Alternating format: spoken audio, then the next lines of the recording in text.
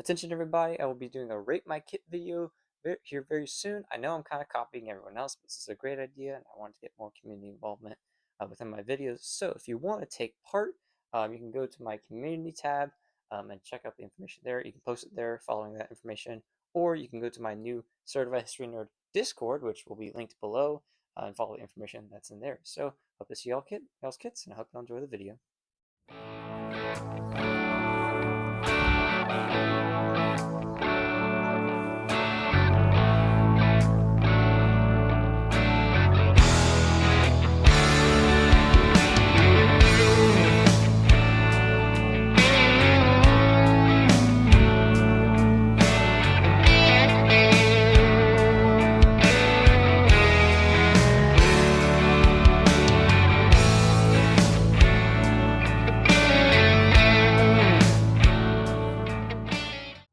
Howdy everybody, I'm the Certified Nerd, and today we're going over a kit that I probably won't be the most too knowledgeable about, since this isn't my primary stuff, but this is going to be my 25th kit. It's not going to be the best 25th kit, but it's something I threw together and I think it's pretty accurate.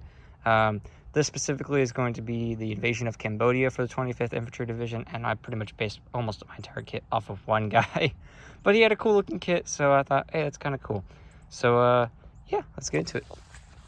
So for the uniform, I have my Repro 3rd pattern Hessian Antique Jungle Fatigues. Finally brought them out again. I haven't used these in God knows how long. But they're my only fatigues that don't have patches on them. And you're probably thinking, well, shouldn't it have patches? A lot of units, sometimes early war, but mainly late war, especially late war, you see some guys who just don't have any patches on their uniforms. Again, how a lot of units, similar to First City, a lot of units, when they got their uniforms washed, they came back in a big pile, and so you dug one that was your size. And sometimes patches would fall off and rip off, or some guys was just, you would take off the name because it wasn't your name. So I don't know how the Army one came off sometimes, and I don't even know how the Division one came off sometimes, but it happened. So I have no patches for this. For the pocket litter, though, we have 2 Chihuahua bags with some gum and playing cards, a pocket Bible, and a letter from home. We have my beautiful zipper with the Serenity Prayer on it. In the pants, I have my USGI belt and a pocket knife. It's a buck pocket knife. It's a modern one, but it looks just like the actual Vietnam ones. It's a smaller one, but it's a good utility pocket knife. Got my original 3rd pattern jungle boots. This is 1970, so it could be Panama, but I still have the Vibram, which would have still been the most common jungle boot sole pattern at the time. These are my 67 dated original jungle boots. We got some reproduction GI socks, a shirt, and for this kit, you'll see I'm not actually going to wear my jacket. I have seen a good amount of guys not wear jackets, but most guys still keep them on. And we'll get into a bit of the how people wore stuff in that segment, but also when we get to the equipment bit. For some ruck personal items here, we have a towel, and we have a Crown Royale bag. In that Crown Royale bag, I have my sewing kit. This is a period Vietnam War sewing kit. I believe it's from the 60s. Soap box with soap, hygiene items. We have the toilet paper, toothbrush, toothpaste, and comb. The comb is original to the 60s. Everything else is just vintage looking. This is from an MRE, but I hide the modern text.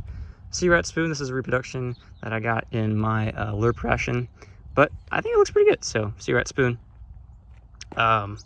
Sunburn cream, my rosary, and I also have, this wouldn't go in there, but I have my dog tags with a little cross and a P38 can opener on there from Shelby Company. And we have this beautiful 1967 Bible. Oh, the big thing that most people probably, when they click on this video, are like, why does he have, what is that? Why does he have that? This is a reproduction NVA flag. I think it's like a 2x3 or something like that. It's not very big. It's not a 3x5, I don't believe. But it's really cool. It's a little captured item. So, of course, soldiers would capture things from their enemies. And one of the most common things you would see being captured are flags. Even in the Vietnam War, there was guys who captured flags. So this was given to us by a really good friend of ours who does NVA,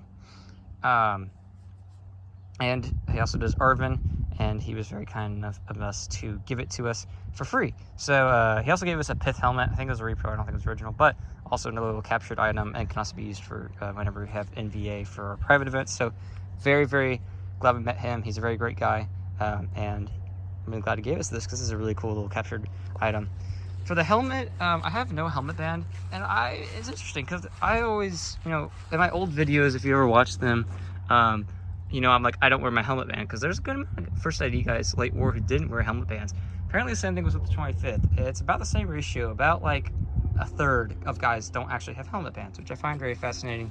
If I had to guess, because we kind of experienced this at an event not too long ago, the helmet bands, especially if you put something in them for a long time, they'll start to like wear out, and they'll get stretched so much that they'll no longer be tight, and so they're kind of useless.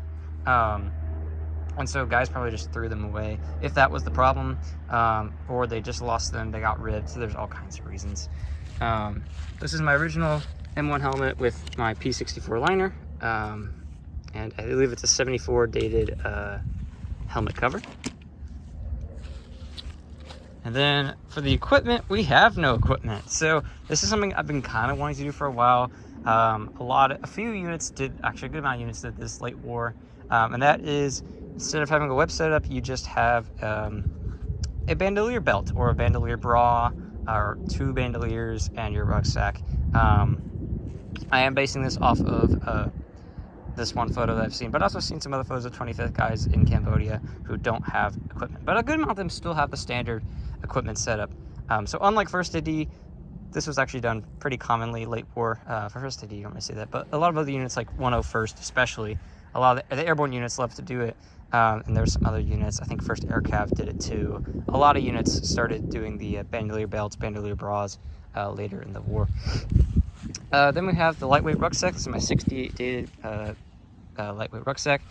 On it, I have a M67 canteen cover with a repro canteen. I don't really know if M67 was used that much by the 25th. This is 1970 though, so I'm assuming there should be some M67 gear being used.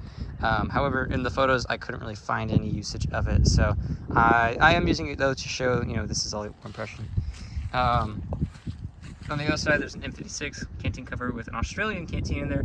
Probably not the most accurate, but I do have it kind of because it's a little cool. One, I got it for really cheap. Two,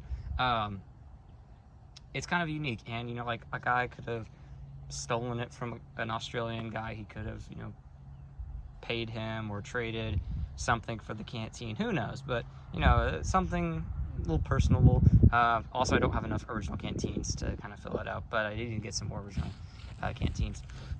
We have a Sea-Rat sock on there, which is very common, and I do love Sea-Rat socks. They're very, very great. And this setup is pretty much meant to carry mostly water and a little bit of ammo. So, I probably should have another canteen on here, or my 2-quart, something else. 2 quarts of water would not be enough. So I probably should have more canteens.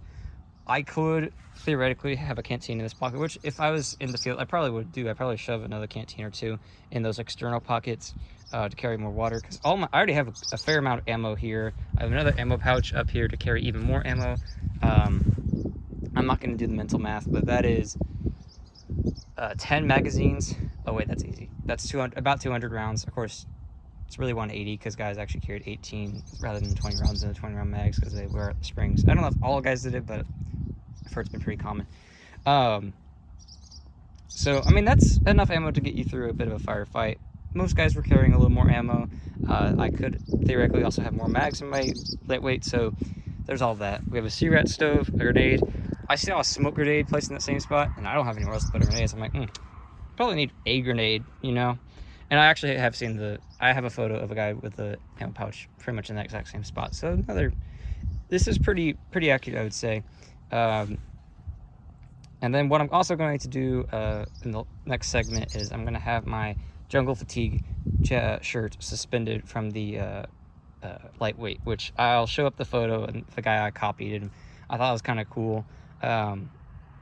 I've seen guys throw like their jackets over the rocks, and this is kind of a unique one. I thought it'd be kind of cool to replicate, so I'm gonna do that, and I'll show you how I think he did it. But yeah, so that's the lightweight setup. And then we have the M16. This is my M16A1. This is to be perfectly accurate for 1970, as it was fully adopted at this time. This is my H&R reproduction M16 that you've probably seen a million times, with the original furniture, a beautiful M16. So let's go see what it looks like on me and learn a little history.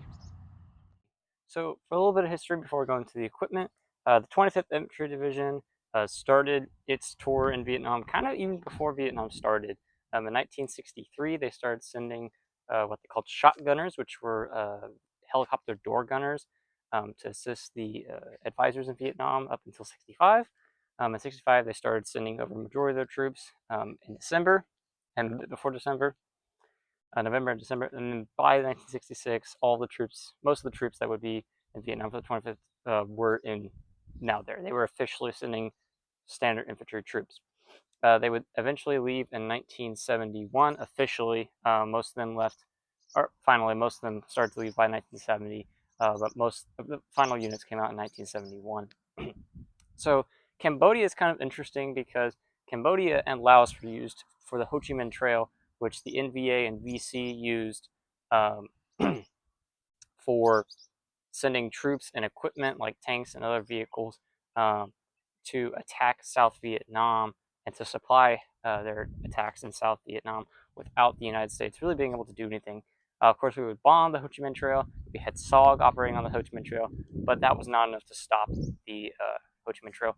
That, and I believe at this time, Cambodia was also going into a bit of its own communist revolution. I don't remember when exactly that started with the Khmer Rouge. I believe it's actually later in the 70s, but I know the reason we did go into Cambodia, which was a very unpopular opinion at the time, and a lot of people really hated Nixon for this, was in 1970, was to completely cripple the Ho Chi Minh Trail, which we really kind of did, not really ish. We did, and then we left, and they kind of restored it, and it's just a whole fiasco. But this is the kind of equipment they'd be wearing.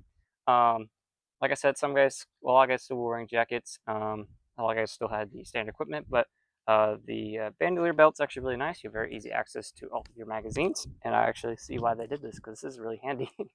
um, and it feels great not wearing the jacket, having my arms exposed. Feels amazing in this breeze. Of course, mosquitoes would be a problem, and that's why you wear your jacket. But even then, this is a lot nicer. With speaking of jacket, kind of looks a little goofy with how I have it, but how I believe the guy had it was through the strap that closes the rucksack, the drawstring. That's what it looks like. So that's what I did. My drawstring was a little long, so it kind of flaps, but I mean, this is fine. It doesn't bother me that much. It does look a little goofy, but I mean, it works as long as your jacket's heavy enough. It's not really gonna, get really in the way. And like this is easy to take off if you need to. Of course, when you get into combat, you're supposed to ditch rucks, so like you're not really gonna lose it. So that's actually fairly secure. But I mean, some guys even just had it draped over the rucksack, which is less secure than that, in my opinion. But yeah, and then on the rucksack, of course, I'm wearing rucksack, very light setup. 25th tended to have very light setups for their rucks. And I got my boots, blouse, and all that. I've got my helmet, and I got my M16. So yeah, that's pretty much it. So thank y'all for watching. I'll see you next time.